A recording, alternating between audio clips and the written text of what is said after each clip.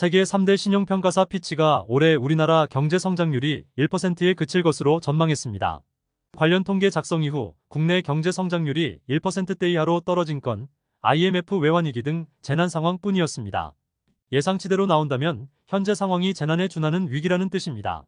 국내 부동산 시장은 PF 유동성 위기가 확대되면서 부실 위험 사업장이 45%나 급증했으며 건설사들은 올해만 441곳이 폐업하는 등 줄도산 공포가 확산되고 있습니다. 피치가 전망한 올해 성장률 1%는 정부 전망치 1.4%보다 아래로 무디스와 S&P 등 주요 신용평가사들보다도 낮은 수준입니다.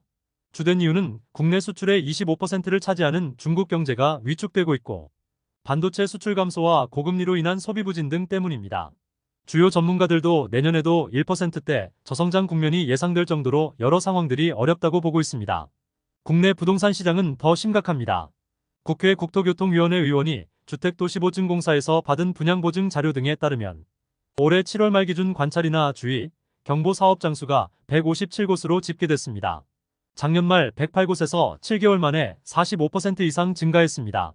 분양보증은 사업 주체가 파산 등 사유로 분양계약을 이행할 수 없게 된 경우 주택도시보증공사가 계약금과 중도금 등 환급을 책임지는 구조입니다. 30세대 이상 아파트를 분양할 때 분양보증을 필수로 받아야 하며 허그는 사업장 컨디션에 따라 정상과 주의 등으로 구분해 관리합니다. 사고 우려 사업장이 늘면서 주택도시보증공사의 자본 잠식 우려도 커졌습니다.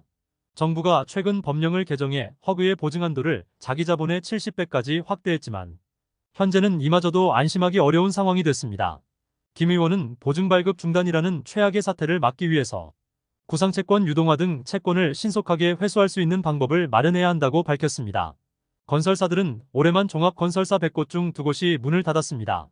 건설산업 지식정보시스템 자료 등에서 올해 폐업 신고한 건설사가 441개사로 집계됐습니다. 해당 수치는 전년 동기 250곳 대비 2배 가까이 늘었으며 지난 2006년 478개사 이후 17년 만에 최대치입니다. 건설사 폐업의 주된 이유는 분양시장 침체로 인한 분양 물량 감소가 치명타였고 PF 등 자금 마련 환경이 계속 악화되고 있습니다. 대형 건설사 관계자는 정부가 주택 공급 대책을 발표했지만 효과를 기대하기 어렵다며 현재 상황이 개선될 수 있다는 기대는 접었다고 전했습니다. 한 시행사 관계자도 시행사 입장에서는 분양하는 순간부터 모든 리스크를 떠안게 된다며 사업을 안 벌리는 게 최선의 생존책이라고 밝혔습니다. 건설산업연구원 연구위원은 고금리와 부동산 자금시장 경색 등이 지속되면서 내년 상반기까지는 건설사들의 어려움이 지속될 것으로 전망했습니다. 지금까지 잼스톤TV였습니다. 오늘 영상 도움되셨으면 구독과 좋아요 부탁드립니다. 시청해주셔서 감사합니다.